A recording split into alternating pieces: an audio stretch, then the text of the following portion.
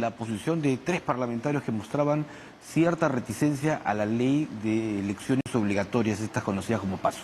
Así es. Y para hablar de este tema, como habíamos adelantado, vamos a conectarnos ahora con el abogado constitucionalista Luis Pastor. Buenas noches. Muy buenas noches, Maite, Rodolfo, gracias por esta cordial invitación. Ricardo. A tu disposición. Sí, empecemos hablando justamente de estas reformas que se han visto, doctor, en la Comisión de Constitución y que están relacionadas, por ejemplo, al tema inicial como es eliminar las propuestas para la existencia de movimientos regionales. ¿Por qué esta intención? Se habla mucho, ya habíamos escuchado en la campaña electoral argentina, de estas castas políticas que pareciera quieren seguir dominando el espectro político en el Perú. Desde ya la propuesta es una restricción. Hay restricciones convenientes y hay algunas restricciones inconvenientes. El hecho en que en nuestro sistema político haya partidos nacionales, regionales, inclusive hasta hace poco había partidos o movimientos provinciales y distritales. Eso, de alguna manera, promovió el ejercicio de la actividad política, de la actividad partidaria, ¿cierto? O sea, en otras palabras, del civismo, porque participar en política es un acto de civismo. O sea, eso fue como consecuencia de una crisis de los partidos. Estamos hablando hace aproximadamente poco más de 20 años. La pregunta es, ¿esa situación se ha superado? ¿Ya estamos en una situación en la cual la participación más amplia solo sería a través de partidos políticos? Creo que la respuesta evidente es todo lo contrario, ¿no? De alguna manera se identifica al Partido Político Nacional del día de hoy como una organización fundamentalmente lobista, ¿no? Que se prepara para cada proceso electoral, pero no han cumplido ese objetivo, el objetivo de ser realmente una organización nacional y que exista de manera diaria y cotidiana, dando línea política, organizando a la población.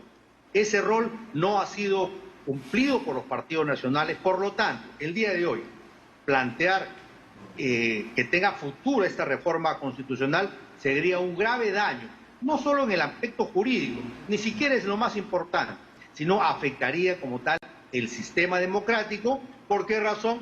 Porque nuevamente va a generar una dilución, o sea, se va a diluir la actividad política partidaria. No se puede obligar al ciudadano regional a que se incorpore a un partido nacional para hacer política. Creo que allí está cometiendo un grave error las bancadas que están promoviendo esta iniciativa de reforma constitucional.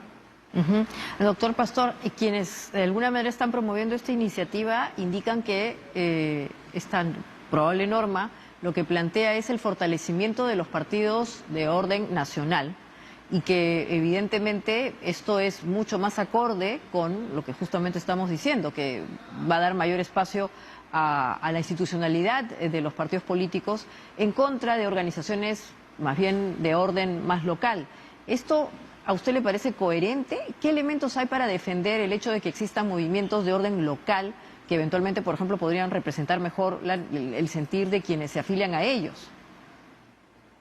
El objetivo, bueno, hay un objetivo importante que es fortalecer los partidos políticos. Eso definitivamente es clave porque es la columna vertebral, ojo, es la columna vertebral del Estado democrático, son los partidos políticos, porque ellos son los que ocupan municipios, regiones, Congreso, nación.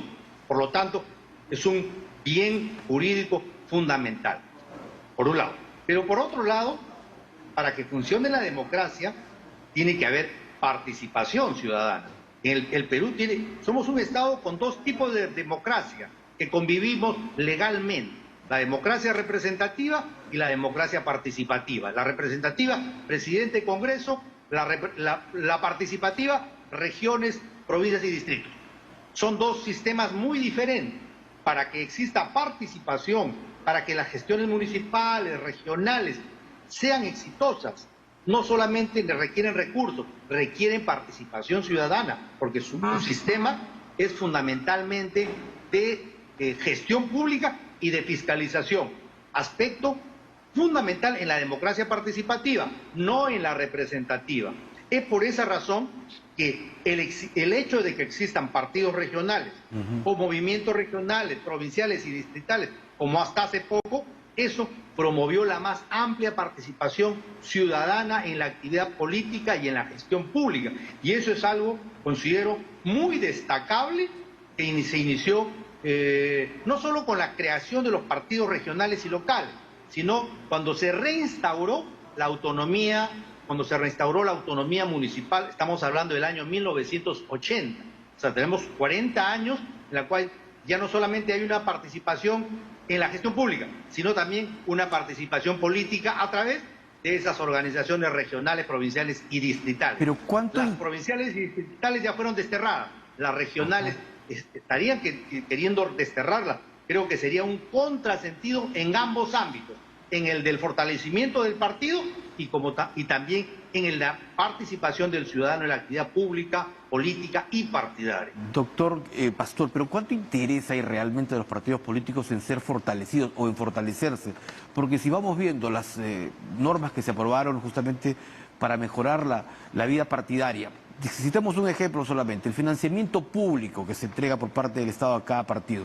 Lo que hemos visto en los programas dominicales son que no se utiliza justamente el dinero de todos los peruanos para solventar estos partidos justamente en continuar esta acción de promover vida partidaria, vida política, sino que se gasta el dinero en otras cosas, en consultorías o en los amigos. Mira, entonces pasemos al tema concretamente del fortalecimiento de los partidos. Según alguna tesis, se señala que se fortalecen teniendo una presencia nacional. Actualmente los partidos tienen presencia nacional en la formalidad, no en la realidad. La pregunta es, ¿los partidos regionales impiden a los partidos nacionales hacer política o a organizarse en los distritos y provincias? Falso, no es cierto. Si han reculado, por utilizar un término, en las regiones, no es porque se lo ha impedido el partido regional, sino porque hay una abstención política. ¿Cómo se fortalece un partido? Haciendo política. La naturaleza de los partidos es hacer política, no solamente electoral. Eso es, en todo caso, cada cierto tiempo, la fiesta democrática, participar en las elecciones. Pero los partidos tienen que existir en el día a día. ¿Y cómo se hace política? Planteando ideas, por ejemplo, en los distritos, en las provincias, en las regiones, fiscalizando, así como es a nivel del gobierno nacional. Pero también se hace política organizando. ¿Por qué razón? Porque los partidos siguen una escalera, hay una escalera en la cual donde se hace carrera política. O sea, los partidos políticos, históricamente, es donde las personas que llegan a un determinado nivel de desarrollo personal y quieren hacer carrera política para participar en los destinos de la nación. Los actuales partidos políticos no hay carrera. Y eso no tiene nada que ver con el hecho que tengan la posibilidad de competir con los partidos regionales. Hay otro tema, justamente, que también es el de la modificación, que vamos a conversar en algún momento, que tiene mucha relación con eso. O sea, no debemos ver esta propuesta, desconectada con otras iniciativas legislativas, como por ejemplo la que vamos a tocar en continuación, que se refiere a la modificación del proceso de las elecciones internas de los partidos, ¿no? E inclusive la otra modificación que se está planteando, el del restablecimiento de la reelección inmediata de alcaldes y gobernadores. O sea, tienen que ver, están vinculadas, o sea, no están, no son aspectos independientes, separados. Lo vamos a ver a continuación.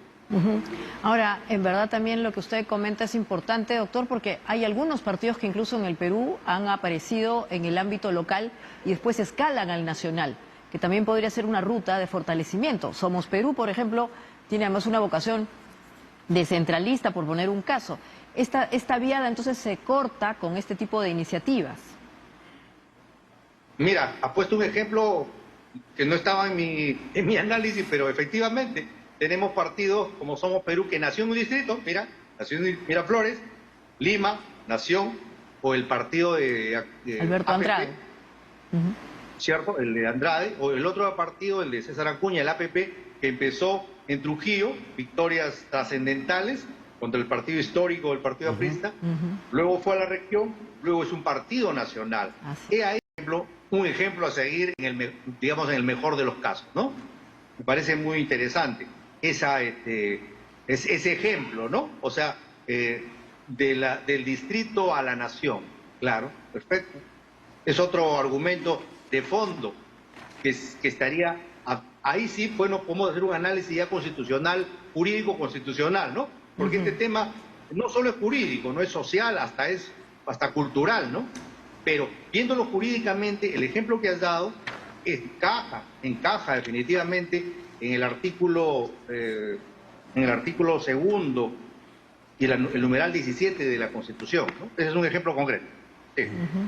Ahora, y hablando de encaja, ¿cómo encaja también el tema de los movimientos regionales con lo que usted justamente decía, nos va a explicar? Esta modificación a la ley, a las elecciones primarias conocidas como PASO, que prácticamente van a ser, si se aprueba en el Pleno o se ratifica en el Pleno, un saludo a la bandera. Mira, en efecto, analizar esta modificación de la Constitución y hacerlo de manera, digamos, unilateral y no relacionada al proyecto de ley que quieren modificar, no vamos a encontrar realmente el nudo gordiano, el problema de fondo. Eliminar las elecciones primarias y volver nuevamente al sistema de elección por delegado, ahí estamos hablando de institucionalizar, legalizar el sistema lobista partidario. ¿Por qué razón? Porque el sistema de delegados, lo sabemos los que estamos, yo litigo en temas electorales, pero también ahora hasta asesoro a organizaciones políticas para organizarse. Y entonces este sistema de delegados realmente afecta el sistema democrático. ¿Por qué razón? Porque es una cúpula. Ahí sí hablamos de los dueños de los partidos. X dueños de partidos designan a sus delegados. No pasan de 5 delegados, que eligen a los candidatos a alcaldes de todo el Perú al Congreso, 5 delegados. Supuestamente los 5 representan a todo el Perú, y eso todos lo sabemos muy bien que eso es falso.